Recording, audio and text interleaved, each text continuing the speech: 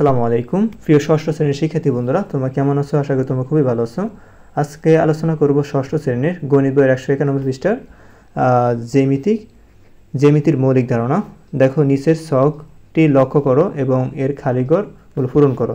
দেখো আমরা নিচে যে খালিঘর আছে এই খালিঘরগুলো পূরণ করব, তার আগে আমরা উপরের তথ্যগুলো একটু জেনে আসি। তো দেখো জ্যামিতিক নাম, বর্ণনা, চিত্র কিভাবে পড়তে হবে। বিন্দুর দৈর্ঘ্য, প্রস্থ ও উচ্চতা নেই। দেখো এটা হচ্ছে বিন্দু, এই বিন্দুর কি নেই? দৈর্ঘ্য, প্রস্থ এবং উচ্চতা নেই, এটাকে বলা হয় বিন্দু। রেখা একটি নির্দিষ্ট দৈর্ঘ্য নেই, মানে রেখার নির্দিষ্ট দৈর্ঘ্য নেই। দেখো এই যে এ বি একটা রেখা, এটার কোনো নির্দিষ্ট কোনো দৈর্ঘ্য নেই।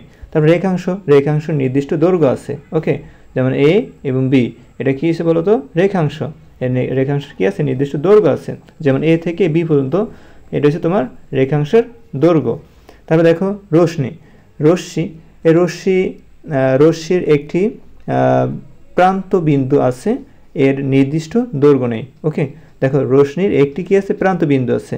যেমন এই যে একটা আছে এ বিন্দু হলো প্রান্ত বিন্দু, হ্যাঁ, এর কি নেই বলতো? এর নির্দিষ্ট দৈর্ঘ্য নেই। ওকে, যেমন এটা সামনের দিকে আঁকিতে থাকবে, নির্দিষ্ট কোনো দৈর্ঘ্য হবে না। যেমন এটা হচ্ছে প্রান্ত বিন্দু, আর বি হচ্ছে তোমার, তার কোনো মানে নেই, ওটা কি বলে?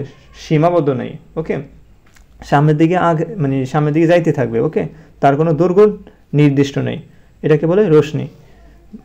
ওকে, তো তারপর দেখো সমতলে শুধু দৈর্ঘ্য ও প্রস্থ আছে, তল দ্বিমাত্রিক, এটা হচ্ছে তোমার সমতল। দেখো এখানে আর জে কে এটা হলো সমতল। ওকে, তারপর দেখো এখানে আমরা তারপর দেখতেছি সমান্তরাল রেখা একই সমতলে অবস্থিত দুইটি সমান্তরাল রেখা কখনো একে অপরকে ছেদ করে না। দেখো তোমরা এই যে এ একটা ই এবং এফ, এটা হচ্ছে রেখা, হ্যাঁ, এটা হচ্ছে তোমার রেখা বলতে পারো, বা বলতে পারো তোমরা রেখা বলতে পারো, বা রেখাংশ বলতে পারো। তো আমরা ই এবং এফকে আমরা রেখা বলতে পারি, জি এবং এইচকে আমরা রেখা বলতে পারি।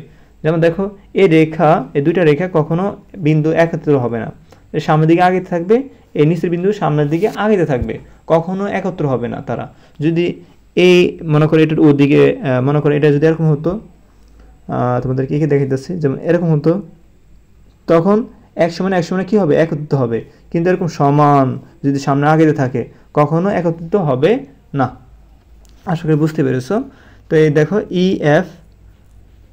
এফ ও জি এইচ রেখা দ্বয়ে সমান্তরাল। ওকে, তারপর দেখো এখানে সূক্ষ্মকোণ কি তা আমরা ছক আকারে দেখাইতেছি। প্রিয় শিক্ষার্থী বন্ধুরা, সূক্ষ্মকোণ হলো 90 ডিগ্রি এর চেয়ে ছোট কোণ। 90 ডিগ্রি এর চেয়ে ছোট কোণকে কি বলা হয়? সূক্ষ্মকোণ বলা হয়। যেমন বিএসি এটা হলো সূক্ষ্মকোণ। কারণ কি? 90 ডিগ্রি হলো কিরকম? 90 ডিগ্রি হলো, তোমাদেরকে আঁকি দেখাইতেছি, এটা হলো 90 ডিগ্রি কোণ। ওকে, এটা হলো 90 ডিগ্রি কোণ, হ্যাঁ। এর ছোট কোণ মানে এই যে এই কোণকে বলা হয় তোমার সূক্ষ্মকোণ। 90 ডিগ্রি কম যেটা, সেটাকে কি বলা হয়? সূক্ষ্মকোণ বলা হয়। আশা করি বুঝতে পেরেছো। যেমন আমি যদি তারপরে এখানে বি, তারপরে সি লিখি, A B C সূক্ষ্মকোণ।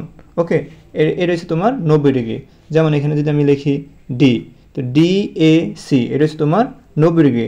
R B A C হলো তোমার কি? এই যে বি এ সি হলো সূক্ষ্মকোণ, আর ডি এ সি হলো তোমার 90 ডিগ্রি। ওকে, তো 90 ডিগ্রি কম মানে কোণকে বলা হয় তোমার সূক্ষ্মকোণ। আশা করি বুঝতে পেরেছ। তারপর দেখো সন্নিহিত কোণ কীরকম? দুইটি কোণের একটি শীর্ষবিন্দু ও একটি সাধারণ বাহু থাকে, মানে হলো দুইটি কোণ থাকবে। যেমন কি বলছে? দুইটি সন্নিহিত কোণ হলো দুইটি কোণ আছে, একটি শীর্ষবিন্দু, একটি সাধারণ বাহু আছে। যেমন দুইটি কোণ, যেমন এ বি সি একটি কোণ এবং সি এ ডি আরেকটি সন্নিহিত কোণ। তো বি এ সি সন্নিহিত কোণ একটি, তারপরে সি এ ডি একটি সন্নিহিত কোণ। ওকে, তো দুই সন্নিহিত কোণকে বলা হয়, দুইটি কোণকে বলা হয় সন্নিহিত কোণ। ওকে, এবার আসো তারপরে আমরা আসি সমকোণ কি? সমকোণ হলো কোণের মান 90 ডিগ্রি এর সমান। যেমন দেখো BAC এটা হলো তোমার 90 ডিগ্রি কোণ। ওকে, BAC এটা হলো 90 ডিগ্রি কোণ। একে বলা হয় সমকোণ। ওকে, যেমন AB লম্ব, দেখো AB এটা হচ্ছে লম্ব চিহ্ন, তারপরে AC এবং BAC ইকুয়াল হলো 90 ডিগ্রি। যেমন BAC কোণ BAC হলো 90 ডিগ্রি কোণ। ওকে, আসলে তুমি বুঝতে পেরেছো সমকোণ এরকম। তারপর দেখো আমরা স্থলকোণ। স্থলকোণ কীরকম? স্থলকোণ হলো 90 ডিগ্রি এর চেয়ে বড়, 90 ডিগ্রি এর চেয়ে বড় কিন্তু 80 ডিগ্রি মানে 180 ডিগ্রি এর চেয়ে ছোট কোণ। 90 ডিগ্রি চেয়ে বড় কিন্তু 180 ডিগ্রির চেয়ে কি ছোট। ওকে, তো দেখা যাচ্ছে তোমাদের এগুলো কীরকম হয়। যেমন আমি একটা রেখা আঁকলাম, এই যে রেখার এইখান থেকে এই পর্যন্ত এটা হলো তোমার 180 ডিগ্রি, ঠিক আছে।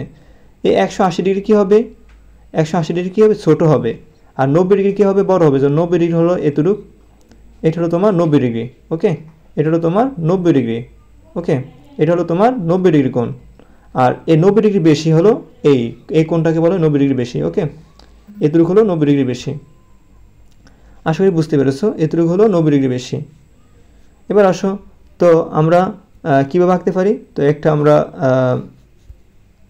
একটা রেখা আঁকবো, তারপরে আমরা 90 ডিগ্রি বেশি আঁকবো এইভাবে, ঠিক আছে।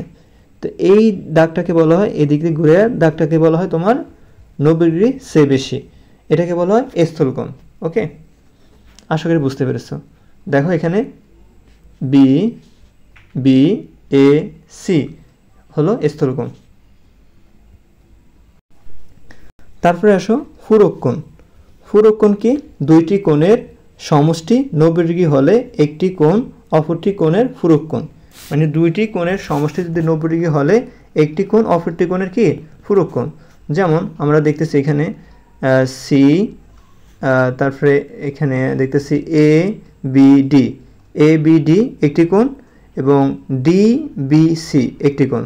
আবার বলতেছি ABD একটি কোণ এবং DBC একটি কোণ। এই দুইটি কোণের পরস্পর হলো ফুরক কোণ। ওকে, যেমন এই CBA এটা হলো তোমার 90 ডিগ্রি কোণ। তো আমি একে দেখাইতেছি তোমাদেরকে কীভাবে আঁকবা। তোমরা এই যে এভাবে আঁকবা। ওকে, আগে 90 ডিগ্রি আঁকবা। এই 90 ডিগ্রি হলো সমান এই 90 ডিগ্রি। তো এই 90 ডিগ্রি আঁকলাম আমরা। এই 90 ডিগ্রির আমরা অর্ধেক করবো, ঠিক আছে। ওকে, তো এতটুকু হলো তোমার কি, এতটুকু হলো তোমার একটি কোণ আর এইটুকু হলো একটি কোণ। ওকে, এই দুইটা কোণ মিলে হয় কি ফুরক কোণ। ওকে, এই দুইটা কোণ হলো দুইটি কোণ সমষ্টি 90 ডিগ্রি হলে তাকে বলা হয় একটি অপরের ফুরক কোণ।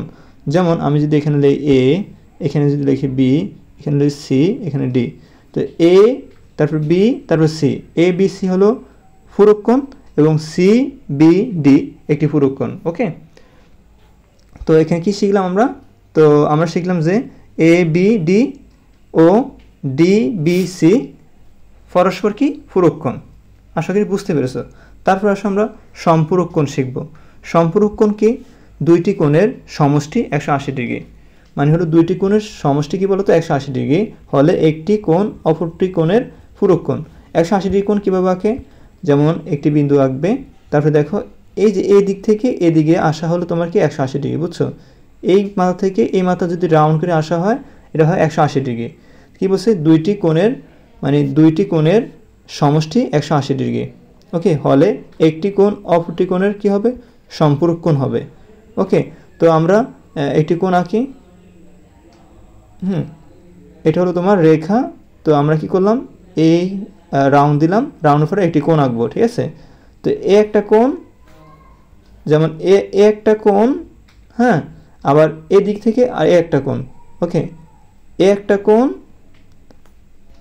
এ একটা কোণ আর এদিক থেকে আরেকটা কোণ। দেখে দিয়েছি তোমাদেরকে অন্য কালারিং করম দিয়ে। এ একটা কোণ, ওকে, আবার এদিক থেকে একটা কোণ, হ্যাঁ, এটাকে বলে তোমার সম্পূরক কোণ। ওকে, এই দুইটি কোণ সমষ্টি হলো মানে এ একটা কোণ আর এ একটা কোণ, এই দুইটা কোণের সমষ্টি কত 180 ডিগ্রি হলে একটি কী হবে সম্পূরক কোণ হবে। আশা করি বুঝতে পেরেছো। এ একটা কোণ এবং এ একটা কোণ, এই দুইটা কোণ, এ একটা কোণ আর এ একটা কোণ, এই দুইটা কোণ মিলেই হয় কি সম্পূরক কোণ, আর এই দুইটা মিলে হলো 180 ডিগ্রি। আশা করি বুঝতে পেরেছো। তো আমরা দেখি এখানে এই যে একটু দেখাইতেছি আবার, এ সি ডি ও বি সি ডি একটি কি পরস্পর সম্পূরক কোণ। এই সম্পূরক কোণের মান কত হয়? 180 ডিগ্রি হয়। আশা করি তোমরা বুঝতে পেরেছো।